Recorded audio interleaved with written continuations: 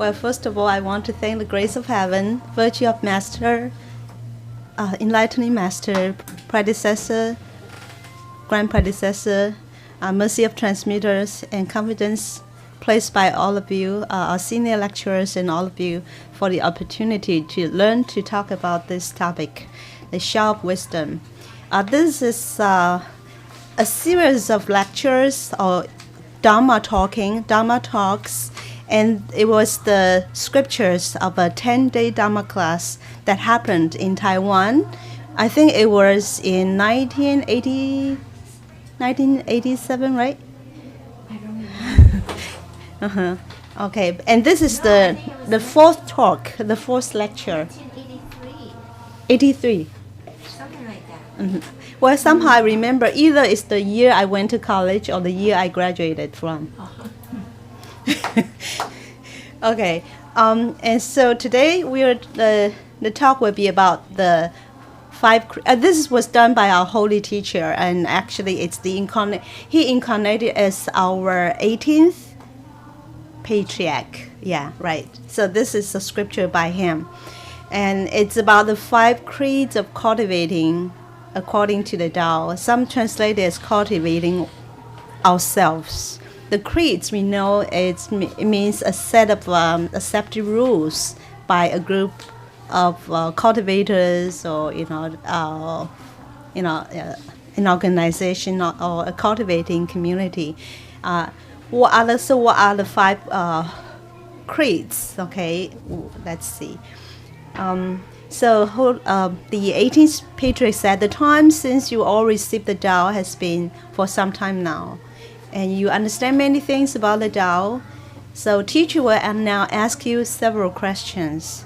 So I guess about half of us here have received Tao for some time, but it's this lecture also put us to really think about how well we really understand the Tao and how well we are applying the principles or what we learn about the Tao into the cultivation itself and into our daily life, in our daily work.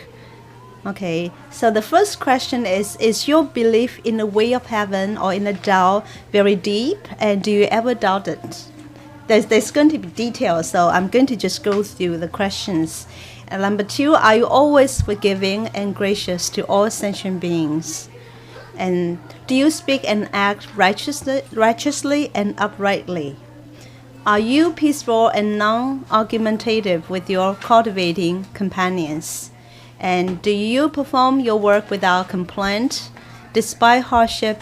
And do you devote your full energy to the task at hand? Okay, these are all very practical aspects of the cultivation and of the Tao. Okay, now let's go to the first one. So we should believe deeply in the way of heaven or in the Tao and never doubt it. Remember that there are 3 kinds of people that Buddhas cannot vary. One of them is which have no faith in the Tao, right? And without the faith, without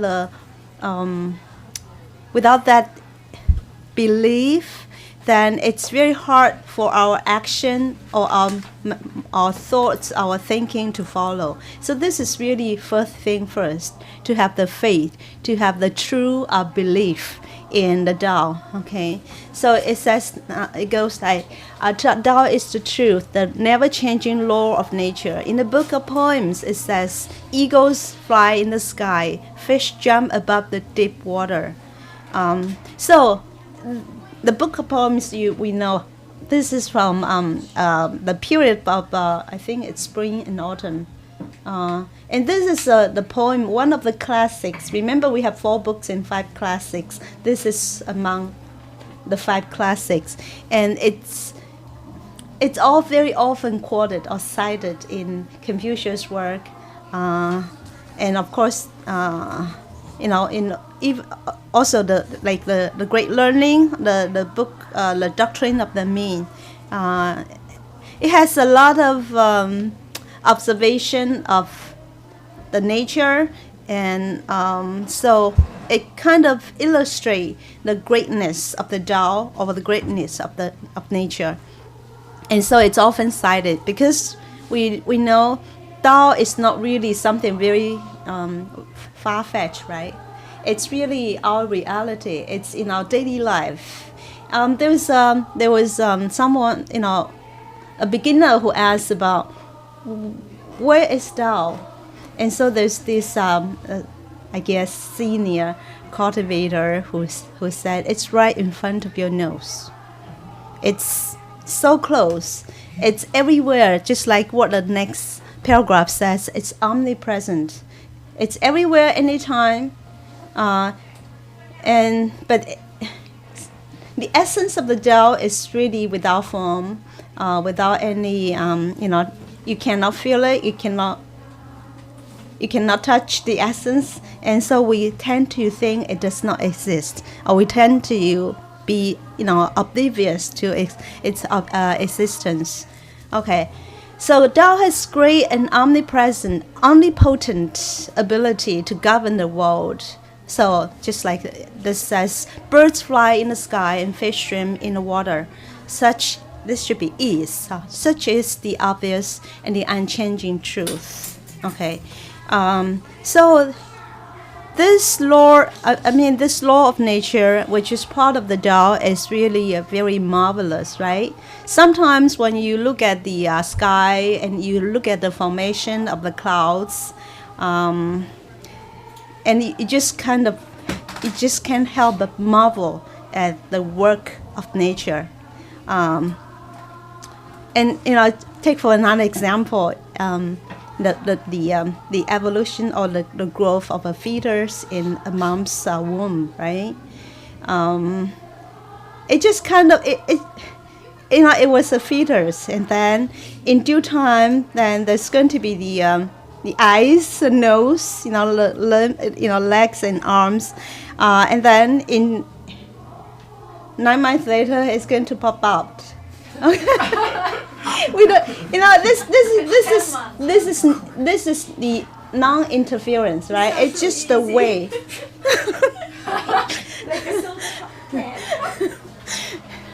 Yeah, we never have to worry. Oh, am I going to have eyes or nose? Of course, they are the cases of You do worry, but nowadays. No, we don't worry as the fetus, right? Oh, we don't worry. Yeah, that's. What about the fetus? All right.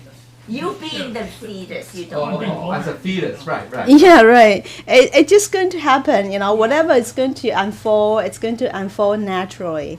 Yeah, but once we came out of our mom's womb and, as time grows, then, our consciousness, or we say our self, self-consciousness, starts to take over, and then things start to sometimes go wrong. So it's, and you just observe the nature, and you just can't help but realize how great the Tao is. Just like the Sutra of Purity and Stillness says, Tao is without form, but it gives rise to heaven and earth. Tao is without preferences, but it regulates the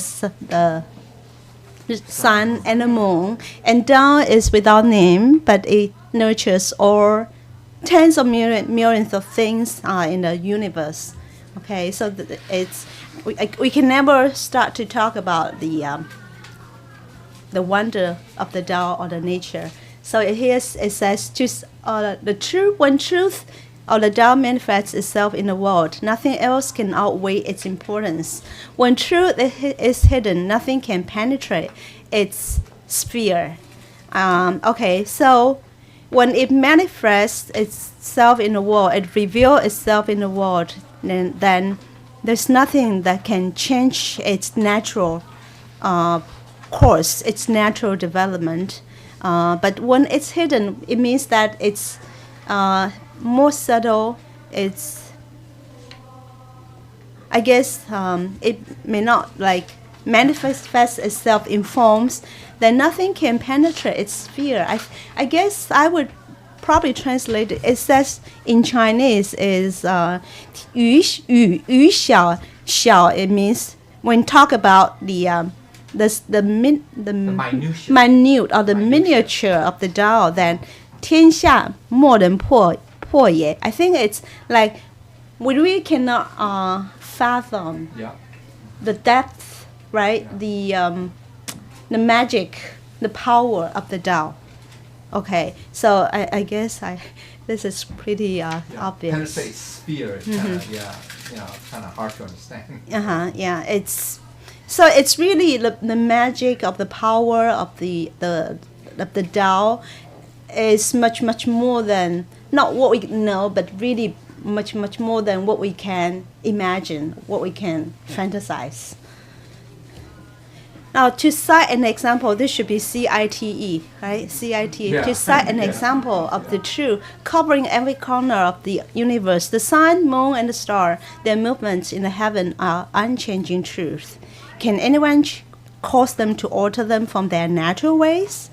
Okay, so the sun is going to rise, and then after the sunset, the moon is going to rise, and the stars are always there. I don't know if the stars move? Yeah, they do. They do, right? Everything's moving. Everything is relative. No. Even the galaxies are moving. The Milky Way is performing a dance with its partner, which is Andromeda, and then that's called a near galactic group. Then we have a local galactic group that's also performing a dance amongst the other. Then that's also relative to a bigger galactic cluster. It's crazy. It's so incomprehensible. they are always there, whether it's a sunny day or it's a rainy day, whether it's it's a clear night or a cloudy night. They're always there. Only sometimes they may be covered up by clouds or fog, but it's always there. And sometimes we in China before, we think we as a human can really outsmart the heaven, and the universe. But there's the verse that from the Tao, well, I got a lot of inspirations about the Tao from the Book of Virtue, Tao Te Ching. Okay, so the verse 29 says that those who wish to take the world and control it, they cannot succeed. The world is a divine vessel of perfection. One cannot control it. The one who controls it fails. The one who grasps it loses. Okay, there's this perfect example. There was the major earthquake in China in Sichuan province in 2008. They say that's the consequence of having the Three Gorge Dam built. They try to utilize the water of the river, of the Yangtze River, to generate power and things like that. But because of so much water contained in that, area, the Three Gorge Dam, and it really changed the what do you call the geographic, and has a lot of impact. Well, it changes. Also probably shift a lot of weight. Because now once you create that dam, you have a huge reservoir, or is that a reservoir? And so that added a lot of weight to that area which didn't exist before. Right. So we don't know. See, the thing is this. That's a problem in general with science, right? Science try to say, and also Western philosophy to some degree is that we think we can control nature. Right? That's why we have air conditioning, we have whatever. That's that's a very how can I say, very myopic view, okay, very narrow view or short-term view. There's so much for every new discovery or one, whatever eureka moment, you have 1,000 other questions, and answers. So rather the wise way is we should seek to be in harmony with nature, as opposed to seeking to control nature based on our human desires or thoughts of the moment. You know what I'm trying to say? So that's the real way. Okay, that's the true way. That's what Lao Tzu basically is saying. Yeah. So. Thank you. Yeah. Yeah. So real. Tao, like it says here, when it's hidden. Or when it's in a subtle state, we feel like nothing happens. That Tao's like it does nothing, but really, just like the verse from the Book of Virtue, it says, Tao does nothing, but it leaves nothing undone. Yeah. For example, the earth underneath us is making all this, evolving or rotation by itself. It's also rotating around the sun, but do we feel it? No, right? And there's the wonderful gravitational force that keep us grounded on the earth, right? So these are all the marvelous nature, and so the Book of Virtue also has this verse that the being is born of non-being. Yeah. Okay, so it's like a Book of Virtue said, there's no way that we can really alter the natural path or the natural ways of the Tao.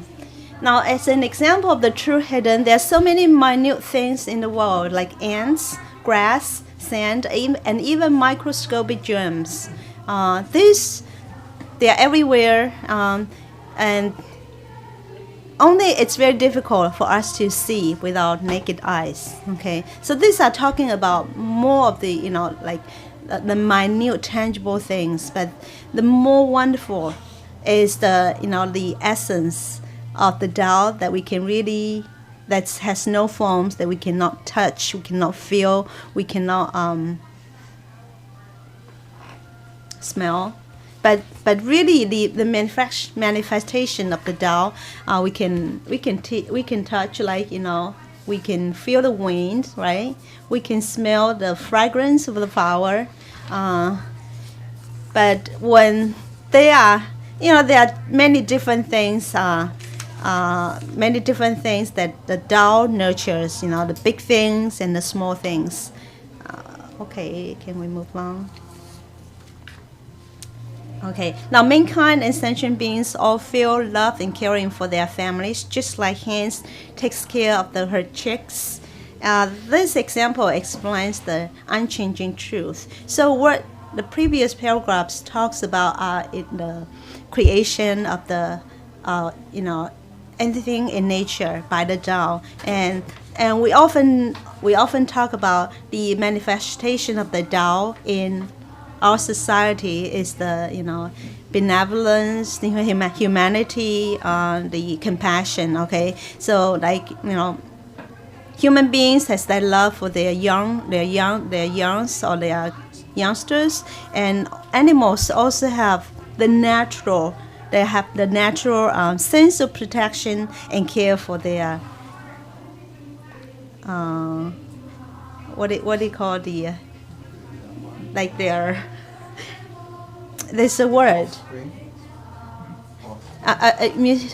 Like hens for the chicks, and then dogs for their dog puppies. Yeah, or pigs for their piglets. Can Lecture Thai, can you open this folder? It's there. This one, and I like to show you just a very short clip of video. The second one, trim. I hope it's gonna open. Okay, this is a cute. Oh, so cute. Yeah, they have this like the natural, right? Innate nature, right? Yeah. Like instinct, like an innate, inborn instinct. They don't have to be taught. Yeah, right. It? Yeah, it's so cute taught, when I. a mother bear Yeah. has to take care of its cubs. No, it's natural. It's like an instinct. You know, The it's like, baby is yeah, look at Almost the like mother, human the mother being. Panda. What happened? He just got Let's startled. play again. Startled. The baby is not as white as the mother. Not yet. No. Well, It's dirty. So cute. Look, what's the mother panda bear I doing? just heard he's eating something. She. She is eating something. Thank you.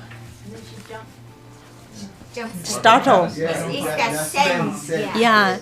There's a bond Yeah, between there's the a baby sen- and yeah. the mother. It's No, hard the to- baby gonna get kidnapped. Yeah. By you. Yeah. Baby panda bear. Okay, so your belief in the way of the heaven should be deep and never doubtful. Yeah. Sometimes we don't believe things we don't see or we don't feel, things that are not tangible. But just like the air, like the oxygen, our breath.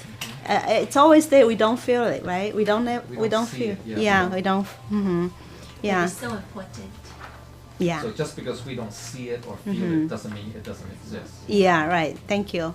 God will test you by means of other people, by disagreeable conditions and disasters, by illness and fame, by profits and difficulties. We last week lecture time just conducted a class on tests and trials of cultivating the Tao. Actually, everyone living in this world will meet with trials and tests, every time. But as Tao cultivator, learning all this truth, then we should be more aware of all these happenings, and we should also have better way to control or to handle all these tests and trials. So what it says here, sometimes it tests us by means of other people. What are these other people? Our co-workers, right?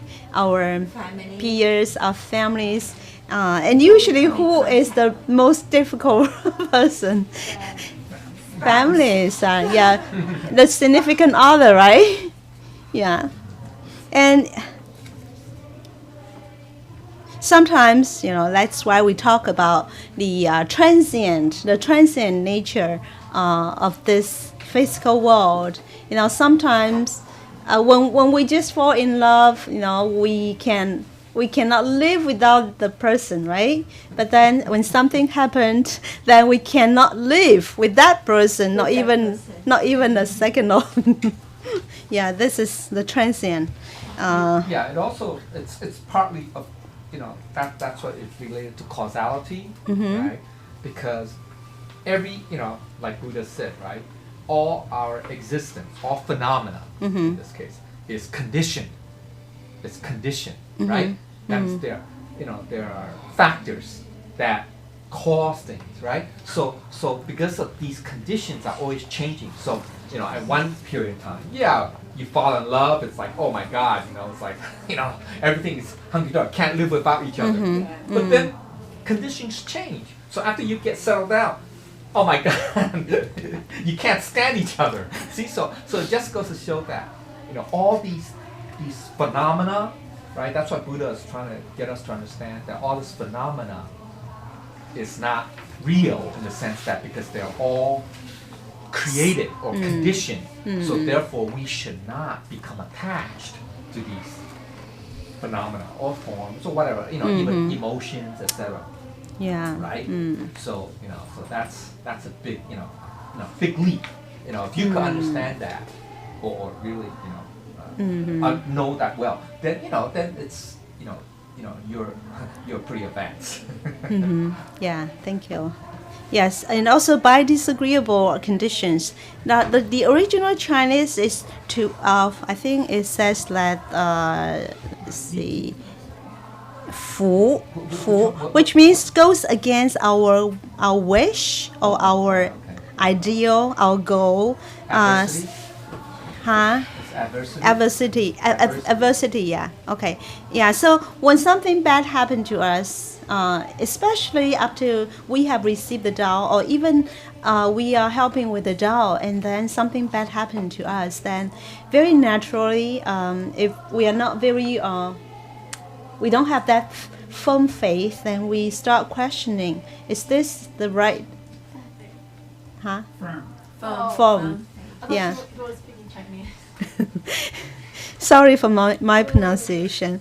So we will start questioning this style, okay? But really, I have been in the temple for some time now, and all these principles and truth they sink in.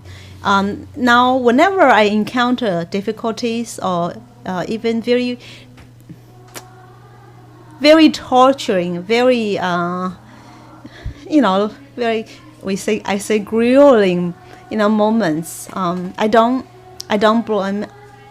put blame on others. I don't complain because I know this is because of what I do, or what I did earlier in this lifetime, or it could be because of what I did in previous lifetime. So the only thing we can do is really to introspect and see how we can really do better. Look at areas that we are not really doing well. We have to be very honest with us. Have to come to terms with our own situation, our own flaws, our weaknesses, our bad habits, and then seek to correct them. That's the only and the sure way to really turn things around, to transfer, to change our fate. Okay, so these are all the unfavorable, the difficult situations that we might face with, and sometimes by prophets. Okay, so if just like a holy teacher during the Dharma class often said, if somebody's going to give us something that we are not entitled to, that we cannot rightfully take, can we take it? No, right? Yeah. And so we should always bear in mind the true way, or the righteousness. So the greatest test of one's faith is to be deserted by one's family members. Okay, well, that's part of it, right? But probably not for all people. But I think there are even harsher tests than this. The great test of one's belief in Tao is to be homeless and wandering place to place, poor, have an unstable family life, and have lots of tiresome business to deal with. Again, I think this is kind of a repetition of what is said in the previous paragraph. I think sometimes the physical hardship may not be so. It can be very painful. Okay, but I think the most painful thing is that when our mind is not proper, and we know we have our weaknesses, we have things that we have to overcome, but somehow, whether it's karma or it's our own level of cultivation, and we just cannot. We realize this is where we should get over. This is something that we should change. Okay, but we just lack the ability or the strength to change. I think that's the most difficult time. That's the most difficult thing to do. I don't know if you have the same feeling.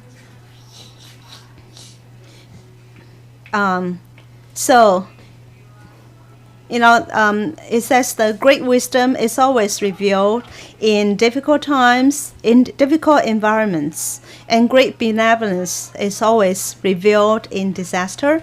Great courage is revealed in risk. Now, this in Chinese is actually, let me see, it says, 大智显在困难中，大人显在穷难中，大勇显在危难中。Okay, so it talks about the three, we say the supreme virtue: wisdom, benevolence, and courage. Okay, so we need wisdom. We need to show our wisdom. Our wisdom is better shown when we are in it says 困难哈 some in a difficult situation, difficulties, and great benevolence is shown when we are in 穷难中. It's like poverty, yeah, but benevolence. And then 大勇, it's great courage is shown when we are in 危难中. It's like in great danger. Yeah, in great danger. Yeah. Peril. I guess I should not go into too much details. So through one's life, one should understand. Well, actually, if I go back, there are our predecessors who really, went through so much hardship and so much suffering in order to propagate the Tao and to make Tao, accessible, available to all people. We have all heard of his stories, right? Like when he first brought Tao to Taiwan, and they were trying to, doing all these, ceremonies and all these classes, and so they were arrested and put in prison. And one of the torture that he received was he was hung, upside down, and they forced pepper sauce into her nostril, and I guess this explains why he has some this lung disease. Yeah, and that's why, because they went through so much hardship, and they still sustain this persevere, and that's why within a short time in their lifetime, they were able to really attain the Tao, and so he was known as the true sage of great virtue. Okay, let's go on. Throughout one's life, one should understand the concept of fortitude as the ability to accept adversity in a philosophical manner. Well, actually, the Chinese here it says 逆来顺受. It means that one is able to accept adversity, difficult situation, graciously, I would say, or willingly, without any complaint. Okay, this is just like what our grand predecessor, predecessor, not only from our temples but from other, Tao, lines, other temples had to go through. Now, the concept of happiness should be understood as the ability to remain satisfied and composed. The Chinese, it says 保盈持态. Okay, so the real happiness, it actually should be, to maintain a very good position. 保盈 盈 just means abundance. What do you call? Abundance, or there's another word for abundance. It just means in a very good position, very good circumstances. But sometimes when we are in a very favorable condition, we are in a very smooth condition, then we become complacent, and we just become indiscreet. We would just do things what do you call, recklessly. Yeah, I think I also personally I have some experience of this type.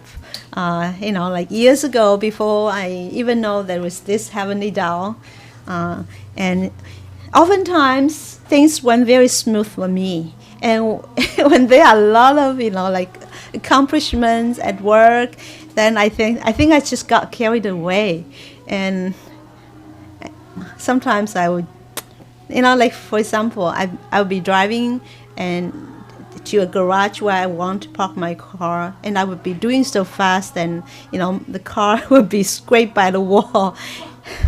Things like this would happen, and then that would kind of give me a wake up call, knowing that I'm not being very cautious. I'm not being humble. Yes, and now. We are in a temple learning about the Tao. We just know that when we are in a very good situation, we don't become proud or overjoyed, complacent. But likewise, when we are in a difficult condition, we don't necessarily have to be knocked out, right? We can still face it with a smile. Just do whatever we have to do to resolve the situation. So in Chinese, it's 宠辱不惊. So we remain calm and peaceful in any situation. So this is what it means, okay? Now, thus one should strengthen his own beliefs. If external forces shake one's belief, that indicates that he is unable to control himself sufficiently. Okay, do you agree, right? If something happened and then we start to doubt the Tao, okay, then really there's nothing wrong with the Tao. It's just that we probably didn't have a very proper view of the Tao in the beginning, right? Or we don't have the ability to control our thinking, ourselves, okay? And if words from outside are able to disturb our mind, that shows that we lack confidence, okay? So, one of the things that we learn by cultivating the Tao is that, no matter what the external circumstances are, and no matter what people do to us, or say to us, or think of us, we have to first hold on to our like the Zhongyun said, the center, our Buddha nature, to our conscience. As long as we know we are doing the right thing, then we shouldn't be affected. We shouldn't be really influenced by what people say or what people think of us. So sometimes when we should have faith, the strong faith in our Buddha nature, because remember, we are all from that absolute heaven, and we are the creation of the Heavenly Mother, which is the divine wisdom, okay, like the representation of the divine wisdom.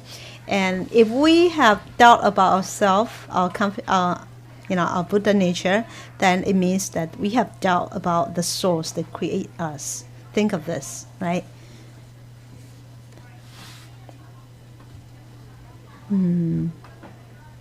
Okay. Thus, if the forces from outside, not without, right, from outside, are unable to agitate a person, it is because he has sufficient fundamental belief in himself. Okay, I think the Chinese here says that it should be like a very solid faith in ourselves.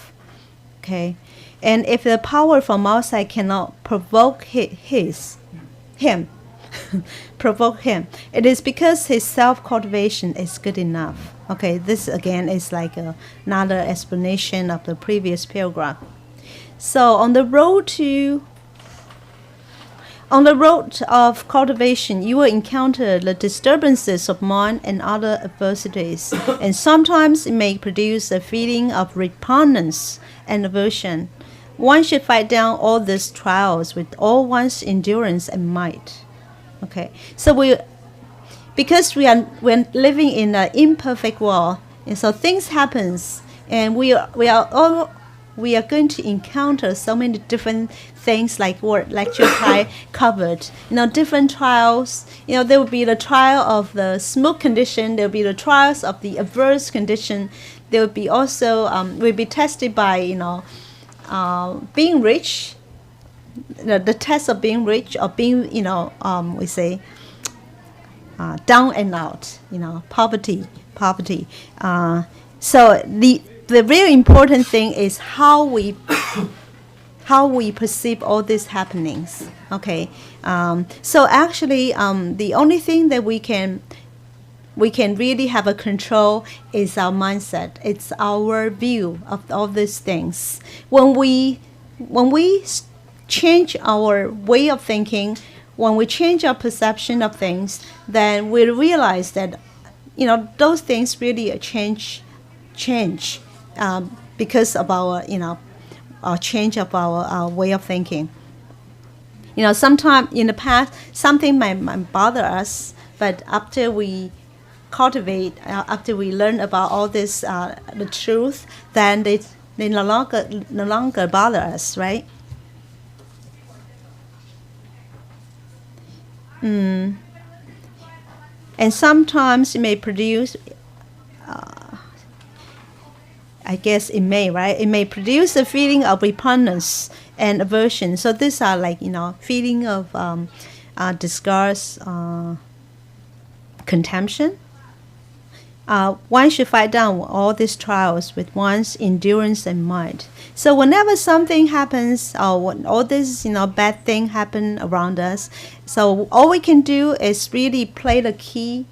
That is our attitude. Okay, we have to realize that these things may not be true, and even if there's some truth about it, then what we can do is we can work on ourselves and try to correct ourselves so that we can, turn the situation around.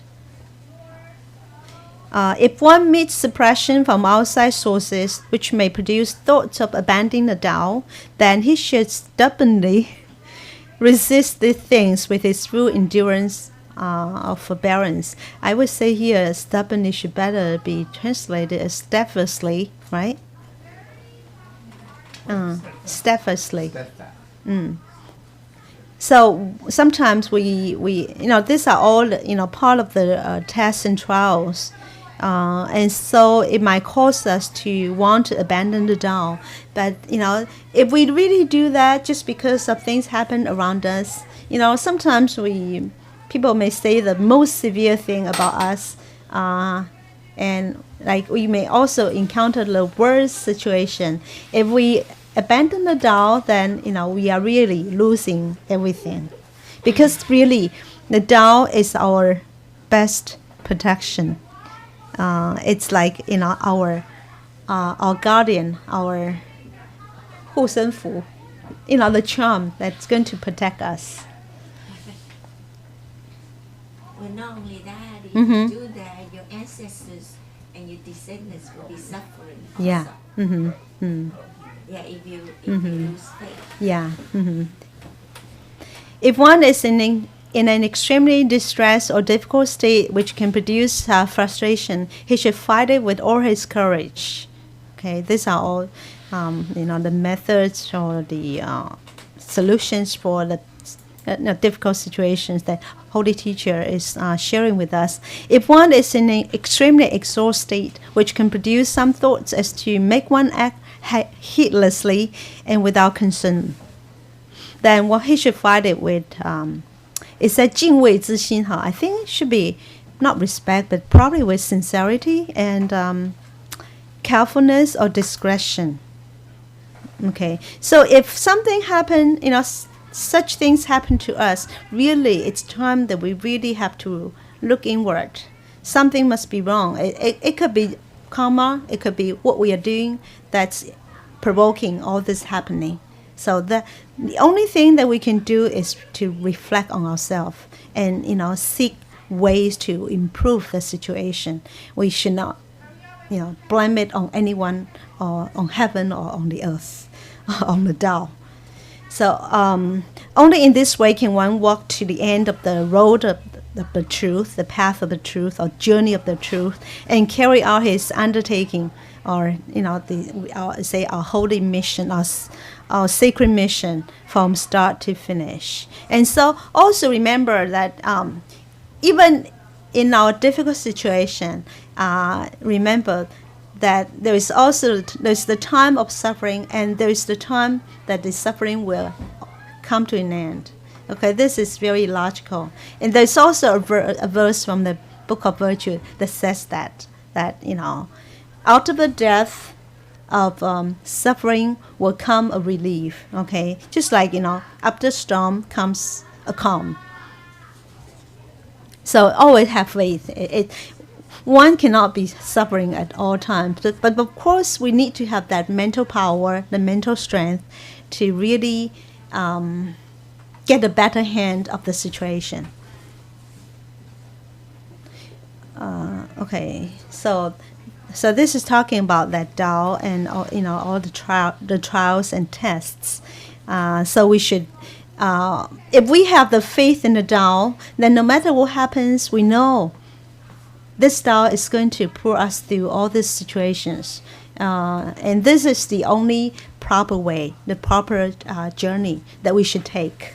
Now, the second one is be forgiving and gracious to all sentient beings. Okay, are we forgiving? Are we gracious to all sentient beings? Congratulations. Yeah. Well, yeah. So if someone tries to hurt us, then we repay him with good deeds. Can we do that? Yeah.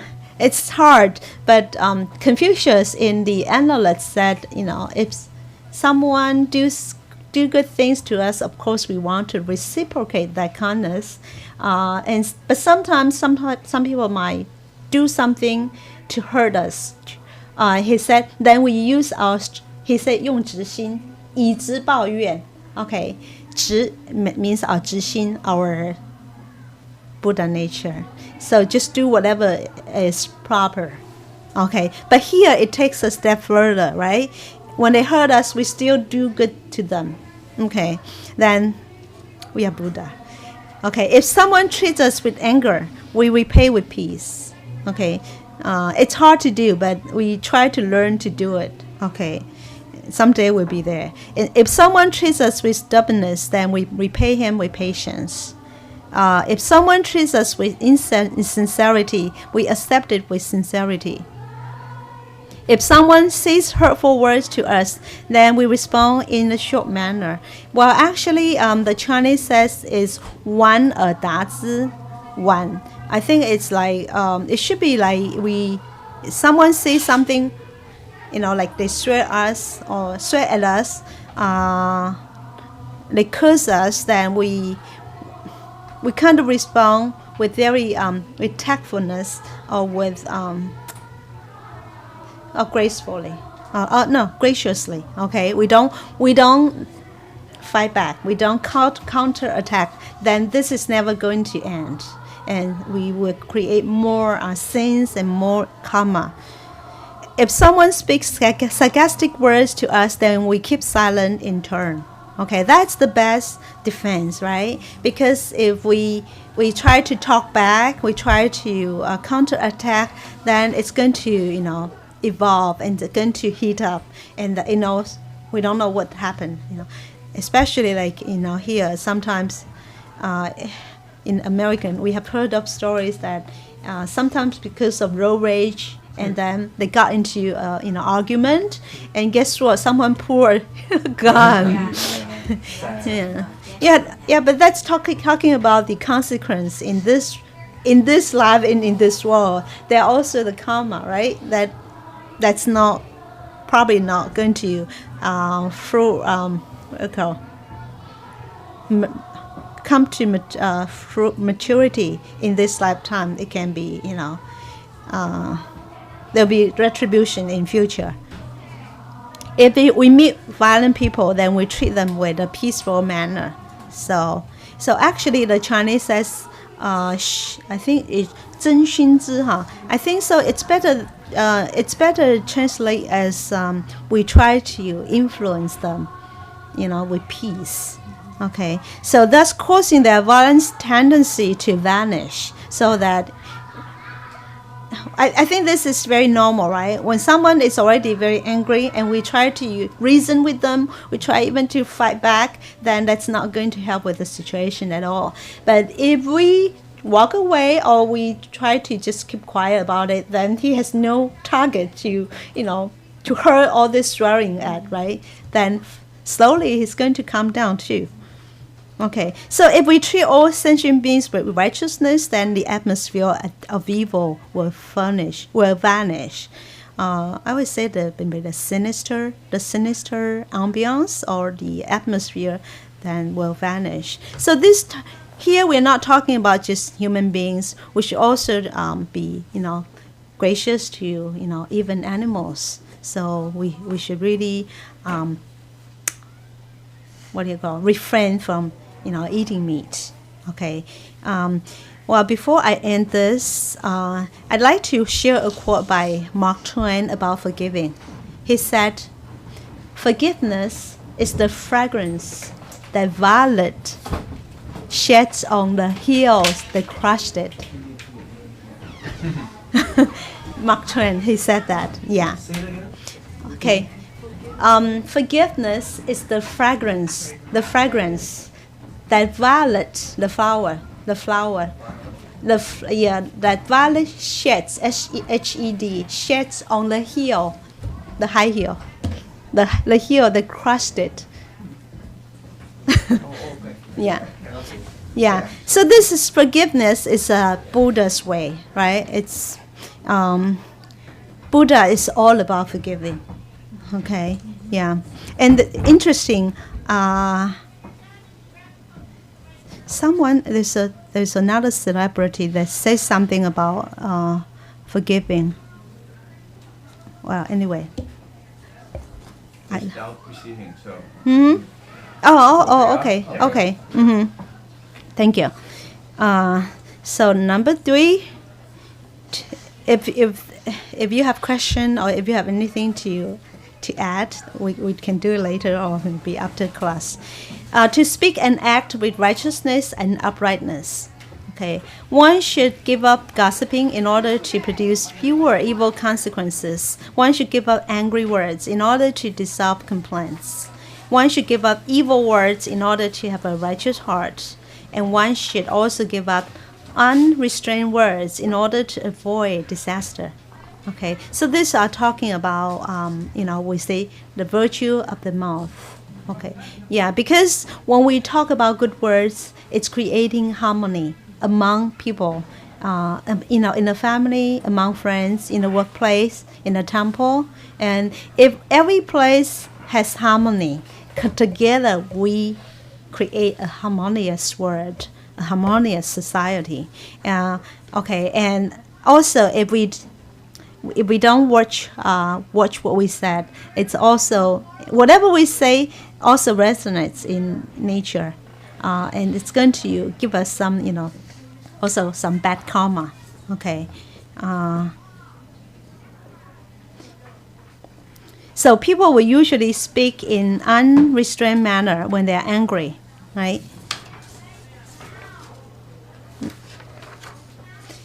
And will speak outrageously when they are elated.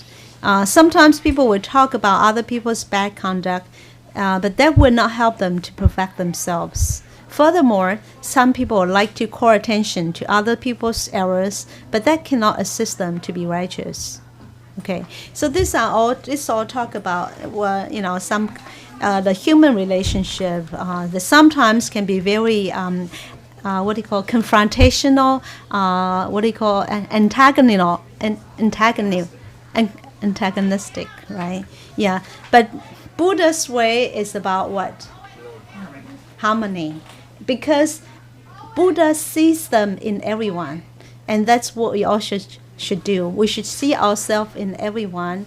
Then there's no way why we should fight with ourselves, right? There's a very like a fable from South America. It says, no tree has branches that are so foolish as to fight among themselves. Okay, so if we are like brothers and sisters, why do we fight with each other, right? We should be loving, we should be caring for each other. Okay. Thus, the virtuous person would point out in general the wrong conduct that exists in the world, but would not offend or expose another's bad conduct.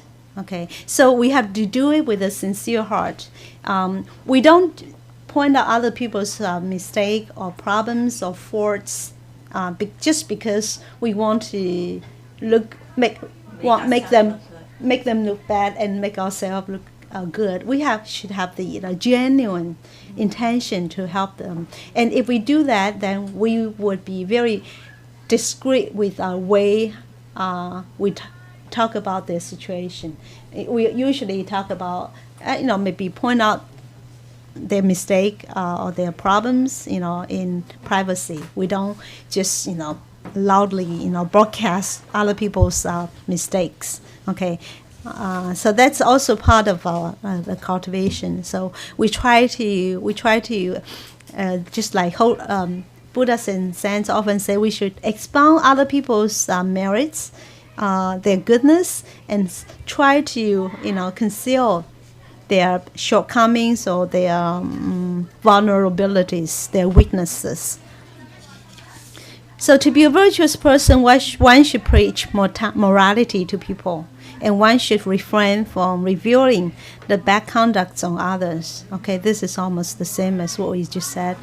He should teach people to conduct themselves according to benevolence and virtue, and not to act according to profits or disadvantages. So let's talk about our intention. Why do we do this? Okay, if we want to do something like what I said just now, if we try to make them look bad so that we look good, then we will do it in a very improper way, and gets every people's attention to this problem, this person's problem. Okay, but as a cultivator, we should not do that. Okay, if we see some people not doing well in certain things, then we would maybe call them to us, to a room and talk about it. And even when we do this, we have to be careful. Okay, we have to know if the person can take criticism, blunt criticism. If not, then we should also use very tactful language to talk about the problem. He should teach and exhort people to do good deeds, not just to make good relationship between people.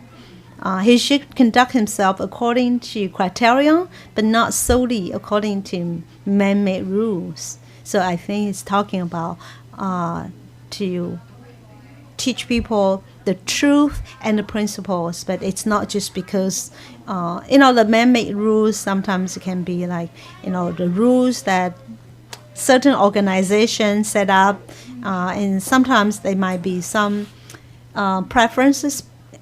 It may not be very unbiased, right? It may be for the benefits or for the profits or for the interests of certain groups or certain people. Thus, a virtuous person's word can be the law of cultivation. Okay, so this is a line from the doctrine of the mean. So if a person is very virtuous, has high virtue, we say probably has attained that level of enlightenment, so that they can represent the Tao, and their words can be the law of the cultivation. Okay, it can be like the rules, the regulations of cultivation. His conduct can be the standard for cultivation. So whatever he does or she does can be other people's role model. Okay, just like Holy Teacher said, the teaching or the guiding people does not just happen behind the podium.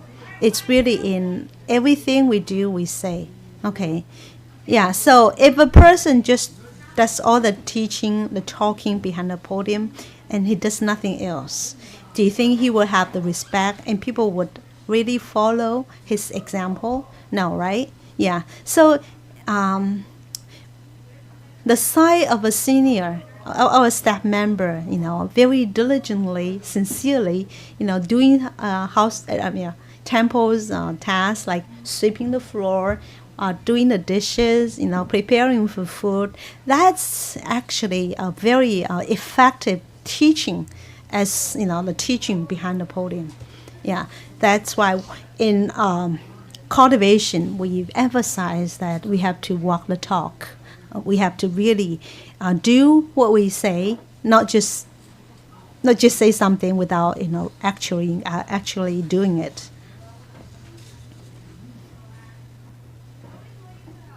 And all of his deeds will make the people of the world enjoy following him. I think this is a little lengthy, right? I would say just, so his deeds would be like the path that people of all generations will follow. Okay. He looks dignified from a distance, and close to him, one will not feel uncomfortable. Okay, so these are all from the doctrine of the mean. So someone would look very dignified, very, we say, solemn or serious or graceful when he's at a distance. But when you are very close to him, when you are around him, you feel the warmth. You feel that he has that caring spirit, right? And I think that's what's often said about our grand predecessor. Yeah, he's very dignified when he's in the distance, but he's really very caring. I have read stories like when he had to criticize someone, some Dao member, but afterwards, like when they go to lunch or dinner, he will be sitting next to this person and helping him to dishes, So that's what we often say. We have to be very strict, but in the meantime, also being very caring, very kind. Yeah. So we should all realize that all these are the cultivating qualities that a virtuous person should possess. So there are so many things that Holy Teachers said in this, and so we should, whenever we have time, just read them for yourself and try to remember, what are the things that we should do, what are the qualities that we should acquire, we should really develop as a cultivator. I remember, Jane, in your lecture that you found this to be very good, and you read so many times. Yeah, I read that book maybe 3-4 times. Yeah. So, in any way, we just have to learn to be, like a Buddha. They really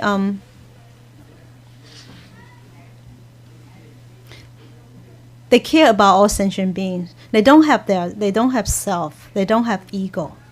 So this ego is really very it's like poison. Okay, because of the ego, it gives rise to so many things: conflicts, confrontation, love and hatred, like and dislike, broken homes, so many things, warfares.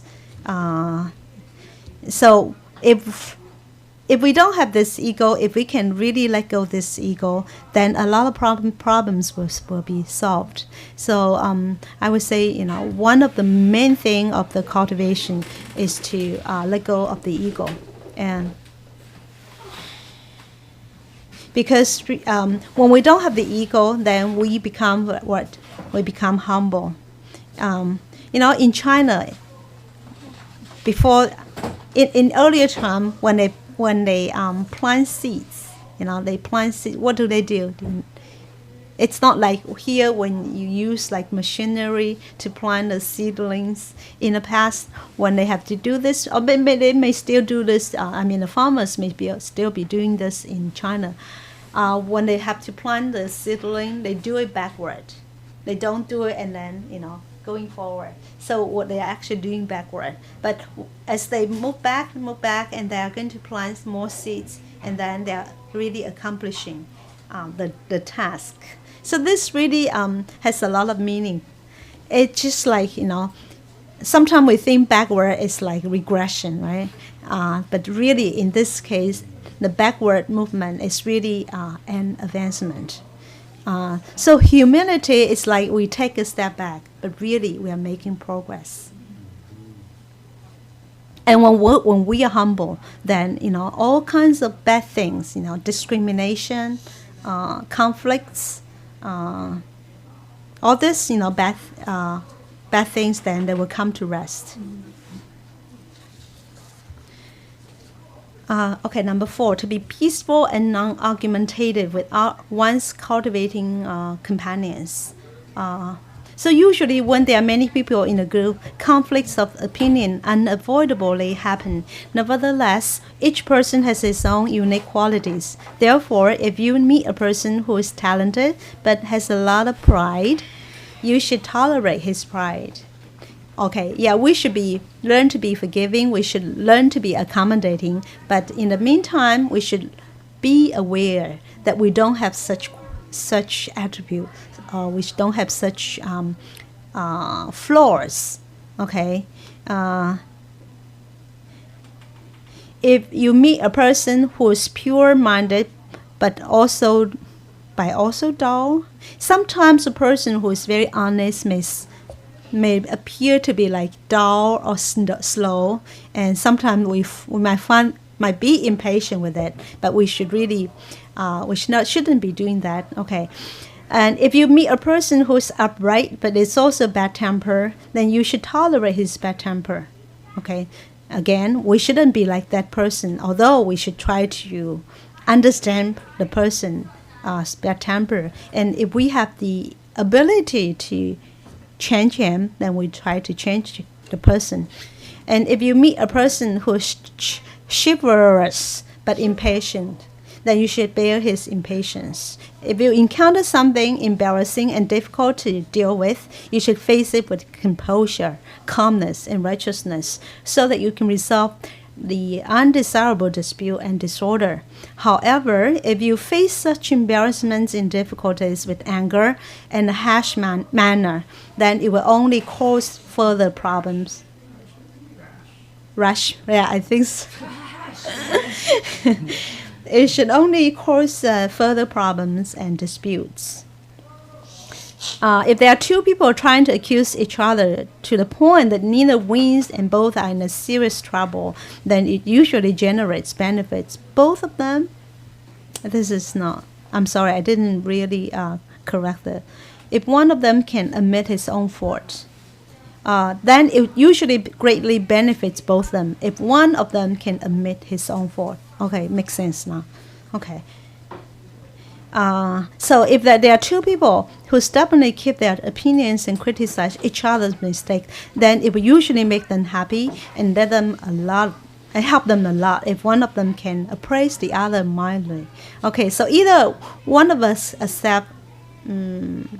admit our own fault, or we can, more proactively, we praise the other. Okay, because we have received the Tao, and we should have a better understanding of the situation, of the truth of life, and the truth behind all the phenomenon.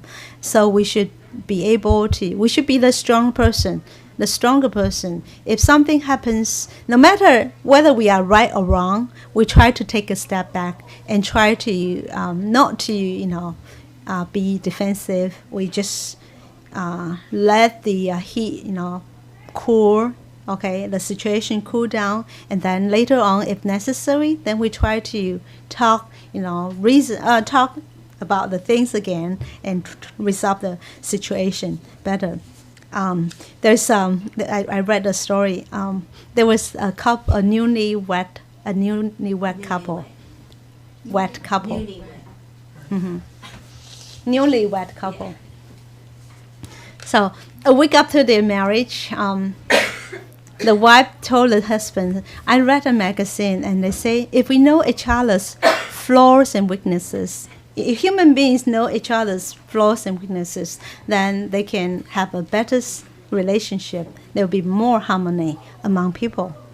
So why don't we write down each other's weaknesses and flaws so that we can live better, since we love each other so much?" And so the husband agreed. So they each do their own homework. Then one of the Sunday, about a week later, they sat down at the table, and it's time for them to produce their homework. And so the husband let the wife do that first. Okay, so the wife produced 3 pieces of paper full of things, and this is not letter size, it's legal size. A lot of faults. Oh, you didn't lift the toilet cover. Oh, you are being very careless. You don't care about how I feel. This and that, long lists. Yeah, and so when she was doing this, she noticed tears in her husband's eyes. Okay, now it's turn for the husband to produce the homework. And so he has 1 page. Sure. Short. And it's It not was legal. blank. Yeah. Oh. So he's very Now, busy, gentlemen, feel very good about busy. yourself. Because he said, once I decided to marry you, then I accept for who you are. I know. Faults included, yeah. Is there such person? Yes. So that's like, we have to learn to be, well, that's like No, a saint. I- He's like a saint. The kid is like a saint.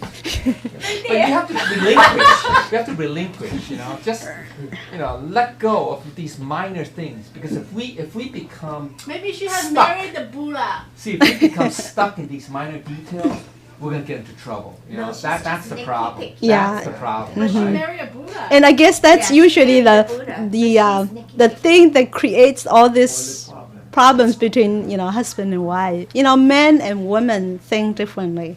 We are all about details. Well, I don't Right. know. That's Some not men are very true. detailed too. Some men are very That's detailed not too. true. Yes, some men are very detailed.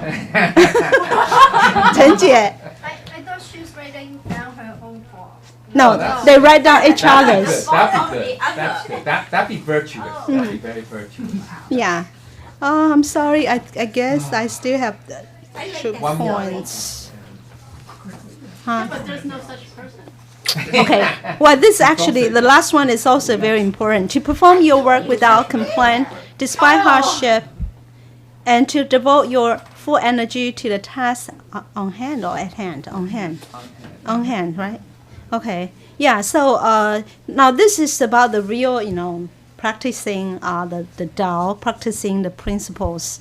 So all of you think that all of you have to think how to be fully devoted when you are making progress, and must think of how to compensate those faults you made while you were regressing. None of you should neglect your position or your responsibility, not shirk off difficult undertakings. Thus, the correct attitude that a cultivator of Tao must have is to complete his important responsibilities with all his efforts.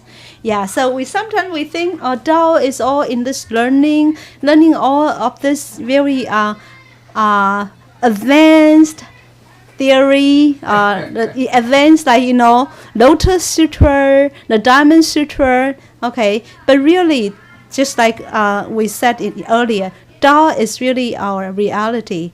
Tao is about doing the daily routines, even the daily chores. Okay, there are people who come to temple to help, but they are still very discriminatory. There are things they would help, but there are things that they think, like sweeping the floor. They kind of downgrade those physical chores. That's become arrogance. That's the problem. We have a tendency. That's why in Tao we don't promote. I hate to say this, but it's not knowledge.